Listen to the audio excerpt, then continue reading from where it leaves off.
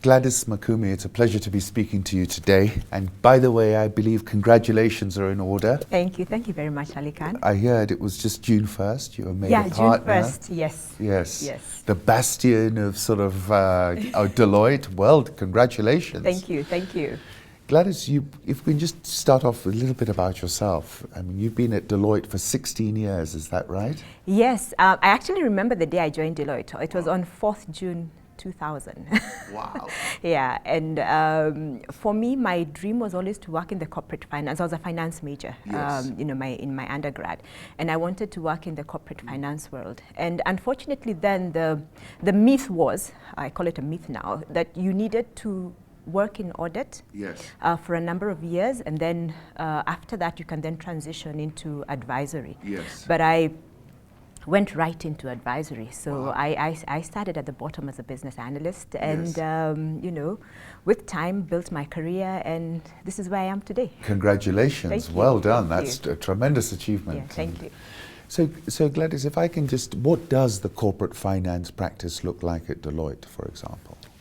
Corporate finance at Deloitte covers 6 countries at the moment. So we're in Kenya, Uganda, Tanzania, Rwanda, Burundi, and Ethiopia, yes. With teams sitting in Uganda, yes. and in Addis Ababa, Ethiopia, and the rest, the bulk of the team sitting in Nairobi, simply because it's easier to get the skills, yes. In Nairobi. And then again, the private sector in Kenya is much more mature, so we find we have a lot of deals. So we offer, your typical M&A advisory, so transaction advisory, both debt and capital raising. Yes.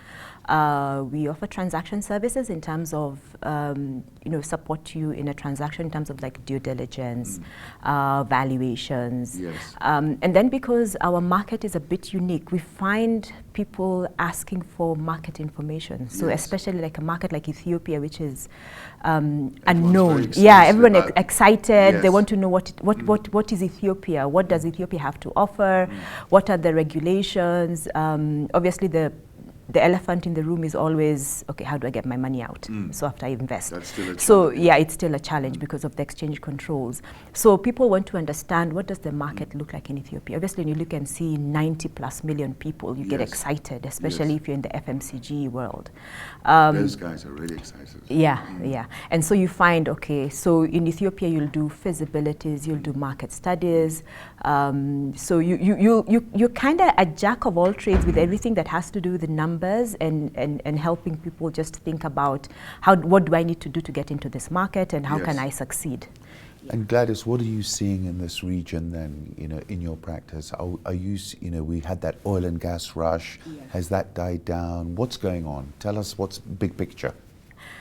Okay, if you look at Africa, so because we kind of also operate as a corporate finance Africa team. Yes. So we have a hub in West Africa, Central Africa, Southern Africa, and then Eastern Africa. So you got full visibility. Yeah, full yes. visibility. And when we get together and just have discussions, obviously South Africa has its challenges right now with what's happening, with the depreciation of the rand, and obviously the slowdown of the economy. Yes. So you find a lot of people are now not looking, previously it was the darling of say private equity. South Africa, yes. In terms of size, was that where it was all happening? Yeah, there was a lot of activity was happening there, and they're obviously a more mature market when it comes to investments, exits, and things like that. Then after that, it all shifted to West Africa. After Nigeria rebased, yes. and largest economy in Africa, obviously.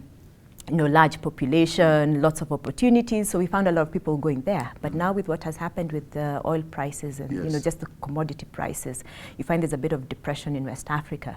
So now the spotlight is on East. Yes. But East also has its challenges, yes.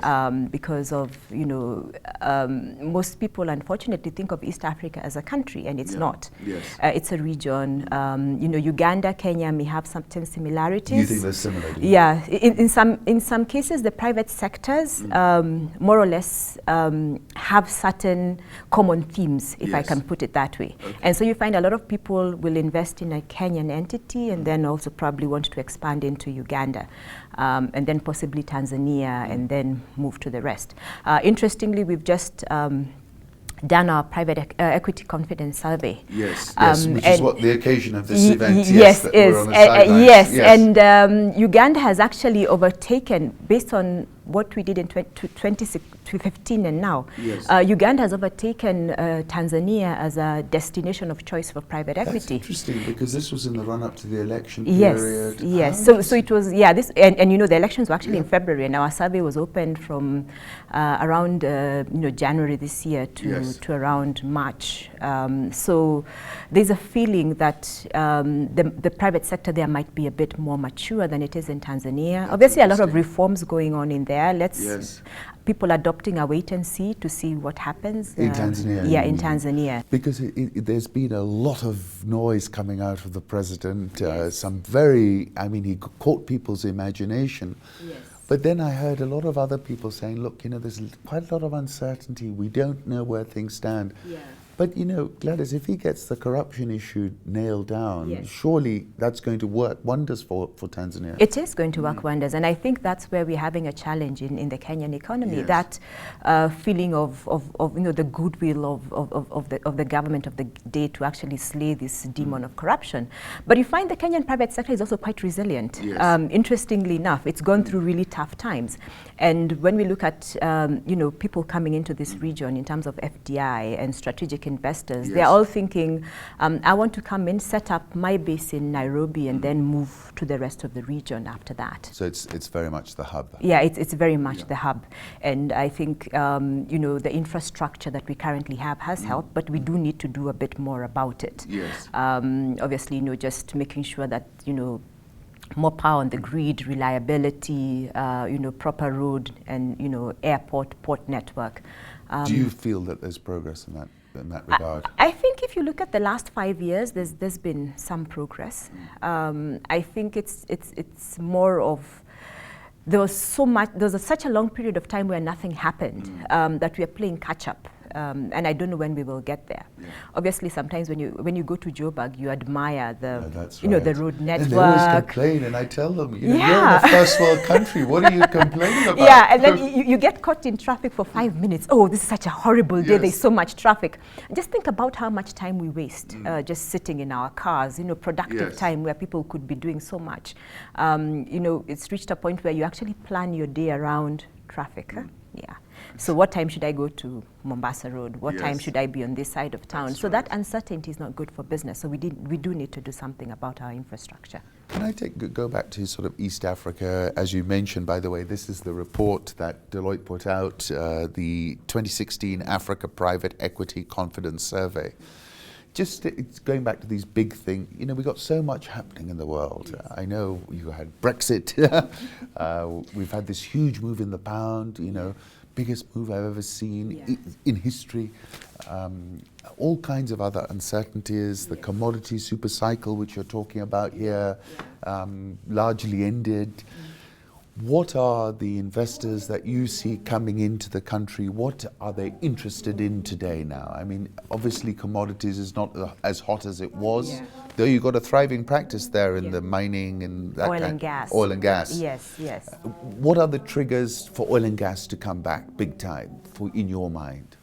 I think it's about the oil prices, because I think they need to get to a sustainable level. Yes. When they get to a sustainable level, then the activity can continue, because people have just downed their tools and said, let's wait and see what happens. Is that where we are right now? Yeah, that's where we are right now in terms of activity, and obviously, the people, when you think about what's happening in Turkana, things have actually come to a slowdown. Yes. And the people who are actually providing services around, the oil and gas companies have actually had to cut back. So we've seen... Yes, Atlas was a company which was listed, which was doing that, which cited that as the problem. The problem. A lot of other people providing, services to these industries, coming to a slowdown. So you're saying there has been, it's like anywhere else, Texas and all these places, it's been affected. Yeah, there's some contraction as people adopt a wait-and-see attitude because they believe the oil prices are not realistic in the long term. Yes. Obviously, you and I would like that to be that to be retained in the long term.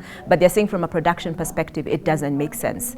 So we just wait and see what happens. So let me go elsewhere. Financial services. I mean, that was a sort of hot destination. Hot. We've had a lot of things happening. Yes. Regime change at the central bank. Yes. We've had 3 banks now go into receivership or whatever. What are you seeing? Is there still interest to come into that sector, or what are people thinking? There's still interest because obviously financial inclusion is a critical part, and especially even on the fintech space where there's been a lot of You've things been that doing a lot of work in there as a we've done some work in fintech in terms of acquisitions. Financial services is still hot. What has happened is that the multiples have now reduced, whereby banks could actually command a premium, especially in this market. Yes. We've seen that now it's coming. It's becoming more and more realistic because most investors are like, what if the book is not as good as I thought it is? Yes, So I think it's brought in a bit of sanity into our banking sector. An interesting point. Yeah. So do you expect more activity around consolidation now? Yeah, ideally there should be, but when you look at all our, 43 banks, you think there are some where you're not too sure whether anybody would want to consolidate with them. So it's to wait and see what happens to those. So, because some of them just hold a license, that's it. So they don't have, if you look at the loan book, it's not attractive in terms, it's probably... So you're probably just going for the license? Yeah, just going for the license. So the question is, do you want, are you coming in to just get the license, or are you interested in looking at an acquisition or merger candidate that already has footprint, that has got a good brand in the market, and that's just looking for capital to take it to the next level? And as the central bank moves more towards a risk-based capital approach. Is that what they're doing? Yeah, that's what they're doing now. So it means, with the implementation of Basel 1, 2, now going into 3, it's about, so if we look critically at your loan book, how much capital should you have? And now it's no longer, capital being dictated by the central bank, but by the business that you do on a day-to-day. The type of business you do on a day-to-day basis. And so the smart banks will be able to see, okay, we do need to raise a bit of capital if we want to go into this type of business, and that should then even out, what's happening in the market. I think they need to probably be a bit more conservative in terms of how they think about this market and what they want to do. But it's still an interesting space. And again, it's about innovation. So the bank that innovates and is able to provide the services, the solutions that Kenyans want. And we've had a revolution, haven't we, really, in terms of the mobile phone and how people are interacting with the bank. Yeah, precisely. It's no longer about me going into the banking hall to get served. If you look at the CBA M-Shwari partnership, CBA has customers they've never met. No, that's right. Yeah, they don't even know what they look like. All they know is their telephone number, and that's enough. The world's changed. It's really changed. We're in a virtual world now. That's so virtual banking, who would have thought? In those days of you had to go to the bank to physically do this, that, and the other, they're all gone. Let me take you to another space which has always been exciting people, fast-moving consumer goods. What's happening there? Are we seeing activity? Are we seeing big multinationals come in? Are we seeing what's happening? When you look at FMCG, you find it's a very attractive market, both for the private equity players and for the strategic investors as well, because there's this whole thing of the hype of the middle class, but is it real, the middle class? I think it's not more of, yes, there is a middle class, but the other thing is that even the people at the bottom of the pyramid aspire to buy brands. It's the interesting thing with Kenyans. They want to buy a brand. Is that right? Yes. So what happens is that now the manufacturers have to come up with lower price points. Price points, because I want to feel this is what I use. So there's that aspiration. I was just speaking to one of the guys behind M-Kopa, and they were saying, I think that they had a unit, and I think it has I think, a 14-inch TV screen. Yes. So now customers are demanding for a unit that is able to charge a larger TV. And these are people who want to use solar in the rural areas. Yes. But it's about aspiration. I want people to know that I actually use this brand. This is what I want to be associated with. I want to be, as much as I'm earning. Is that a Kenyan phenomenon, or is that an African phenomenon you're talking about, this aspirational side? I think it is an African phenomenon, but we're also seeing it quite a lot in Kenya now. Yes. Yes. I mean, if Ali Khan goes and buys 5 liters of X, I can only afford 300 milliliters. Yes. I'm fine. I want to buy this. And I'm, you know, And a lot of people are then making quite some money from the mass market. Yes. Because then the packaging, if you look at people who manufacture things like biscuits. What's the secret of addressing the mass market? Because we've seen successes, we've seen failures. What is the secret for for a fast-moving consumer good company when it's looking to, because that's the market, right? Yeah, that is the market. That is what's going to move you. And I think it's about, obviously the promise of quality, in as much as you're saying I'm targeting the mass market. Yes. I also want to see that I'm consuming a brand that XYZ is consuming. The price point has to be right. So you need to make sure that there's value. Yes. But yet the price, it's that tricky balancing act where I feel there's value, but I can still price competitive. It's still price competitive. So do you play around with the packaging, to make it, probably a lower cost product, but still have attractive packaging, because again, people don't want that brown. Yes. Yeah, they don't just a brown packaging. I want the brand, for people to know that this is what I consume, as a consumer in this market. And what are we seeing by companies? Are we seeing local champions? Are we seeing multinational successes? How does the configuration play out at the moment? It's interesting where we have, like if you look at the personal care space, we've had ladies or men? Ladies. Mainly ladies. Yes. Big market. Actually, a very big market. But what you realize, I mean, you saw what happened with L'Oreal coming in. Yes, making those acquisitions. With Interconsumer, and then you see Godrej in India coming in and just sweeping a number of assets. Canon Chemicals. It's a matter of, so we have. How interesting. So there is a lot of activity. There is a lot of activity, and it's strategic investors coming in. They've studied this space. They've seen that it's growing. So you have this local manufacturer who probably has many businesses, because Kenyans don't just do one line. Yes. So I'll have personal care plus. I'll probably do plastics and something else and packaging. Yes. So when they come into this market, you find that they identify the local players that they can have synergies with, who have a distribution network. And when they get it right, because again, what happens is you cannot bring in a model that works in India to work in Kenya. So you need a local partner. It doesn't work. It doesn't work. You need a local partner who understands. Yes. Michael Joseph said Kenyans are peculiar, and they are really peculiar. We are we are a bit strange in terms of just understanding what we want. But when you get it right, you'll be successful in this market. Yeah, they got it right. I know. It's about how you customize yourself to the Kenyan people. A one size doesn't fit all in Kenya, so you need to be very sure about your market, study it, and see what the people aspire to and what they would like to purchase. So we are seeing that kind of consolidation from that perspective. And obviously you still have your big boys here, the Unilevers, they're still here and they're making money. So, and in introducing more and more product ranges into this market. Now, if I can ask about the geography, you described 6 countries, I think, because that's the EAC plus Ethiopia. Plus Ethiopia, yes. And soon South Sudan. Is South Sudan? At some point in the future. That's coming back from a long way. It has to come back a long way. Yeah, it is. So looking at those, because people talk about the EAC and they talk about 150 or 160 million people, but it's a bigger market than that. If you include Ethiopia, include Eastern DRC. What do you see across these geographical jurisdictions? What's happening? What are people interested in doing? Is it FMCG Ethiopia? Are banks going to Ethiopia? What are you seeing? Where are people targeting? What's happening? If you look at Ethiopia, is a bit unique because certain industries are closed to, to foreign investors. Okay, now they're part of the WTO and they're going do they to have to open it? Because I see all the bank guys are speaking very bullishly. We want to go there, or they're opening up. We want to go there because again, sometimes when an economy is closed from external influences, you find that it could lag behind in certain aspects. So I think there would be some benefits from them opening up their economy. But they're also cautious about how they do it. They're saying, you know what, we don't want to liberalize like the way Kenya did.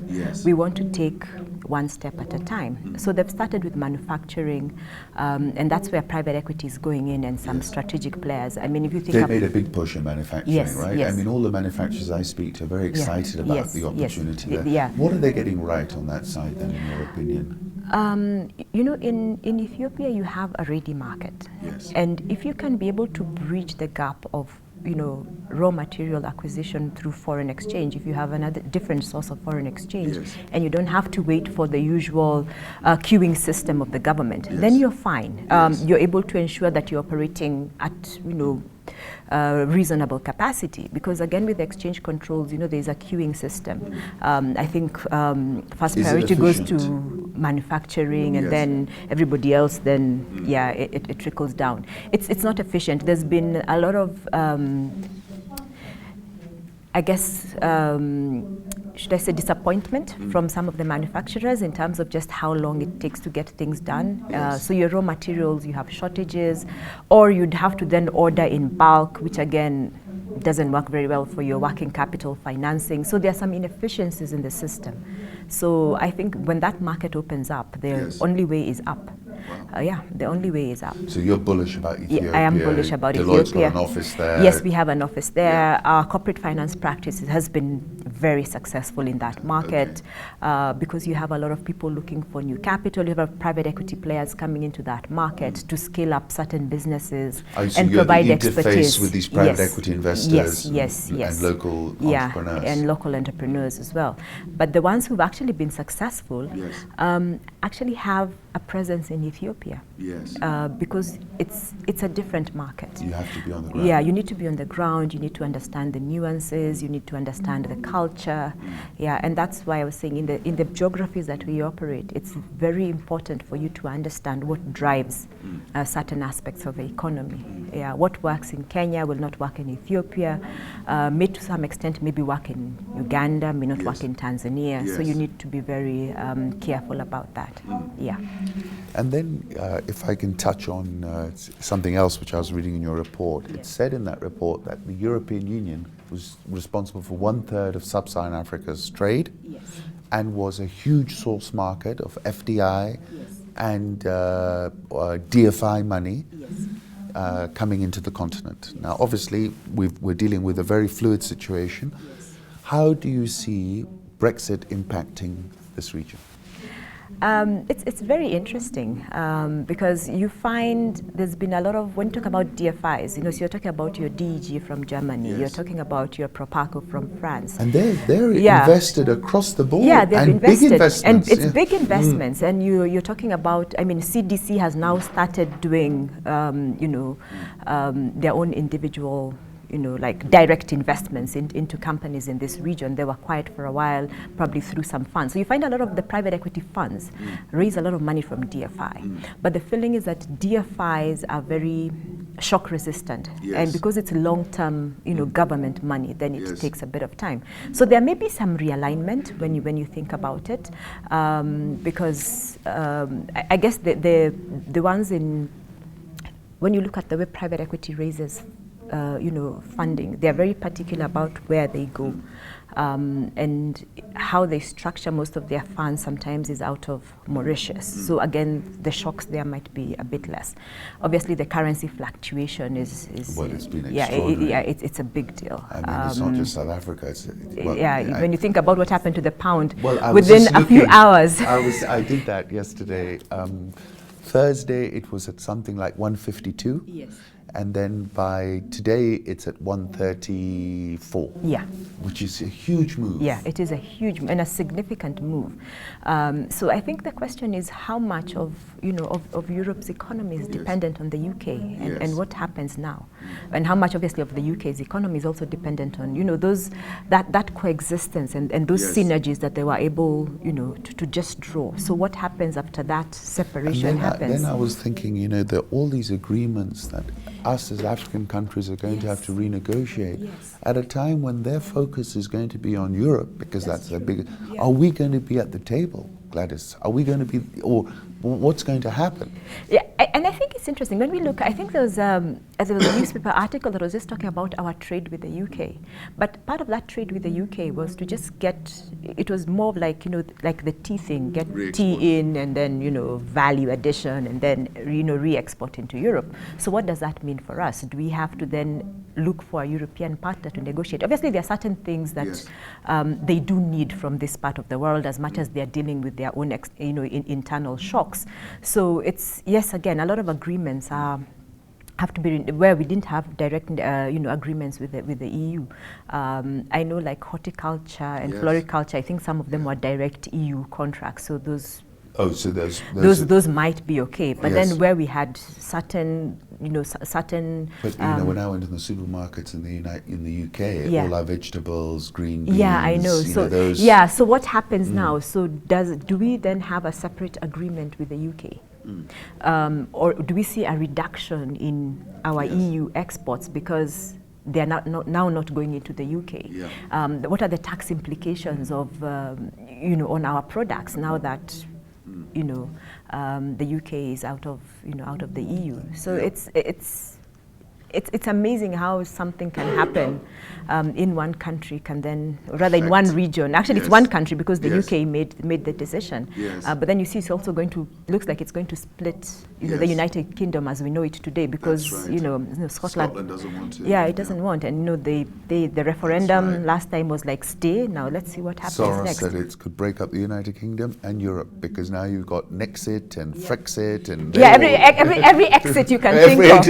Everyone wants to hit the exit. Anything with exit, we're going with it. But then, so what does that mean? And then also, do they then lose their, should I say, competitive advantage as a bloc? Because now you're going to be negotiating country by country. Right. But then also the administrative nightmare of having 50 agreements where you had one. It's going to be interesting. There's going to be then a lot of shuttling back and forth. Of people saying, okay, we've come to Kenya because we want to seal this deal, or or Kenyans saying, okay, we need to seal a deal with X, Y, and Z. So let's see. So Gladys, can I finish off by asking you, sitting where you're sitting, are you optimistic about East Africa? If I'm an investor and I'm coming into your office and I'm saying, Gladys, I'm thinking of coming with a ton of cash to put to work here. Are you optimistic, and what would you tell them to be doing? I am optimistic about East Africa because it's located in a very good place when you think about it. And right now, the fundamentals are working for it. The only thing we need to sort out is our politics. But as I said, the private sector in Kenya has been more resilient. I mean, we've been in campaign mode since 2013. But isn't it that which is silly? Yeah, it is. It is. And maybe one day we'll mature to the point where we can divorce economics from politics. I don't know when we'll get there, but that would be a really good place to be. But it's coming into this region, understanding the fundamentals, understanding what's working, what is not working, and being realistic. Because if you're realistic about the expectations, then you will be successful. I mean, a lot of people have come in here and they've made a lot of money. We have a lot of people from, Europe who want to come into this region because they have seen something. They have seen that there is potential, and the location, especially of Kenya, in terms of just 2 to 4 hour flight to the rest of Africa, which makes it a very good hub. So we can see there are certain inroads in terms of working on infrastructure within the region. So let's, once we just get those things right, we are good. And then when you come into Africa, come with an open mind. Know that Africa is not a country. Africa is a continent. You have 50 plus countries, and each country has its own nuances, and it's having the right partner who tells you the truth about each and every economy. and what works and what doesn't work, and you will be successful. Because I think business is about taking risks. Yes. And if you don't take the risk, then you miss the boat. I'm going to leave it there. That's Yeah. fantastic. Thank Okay. you so much, Gladys. Okay. Thank That you was very much. really interesting. Thank you. Thank you, Alikan.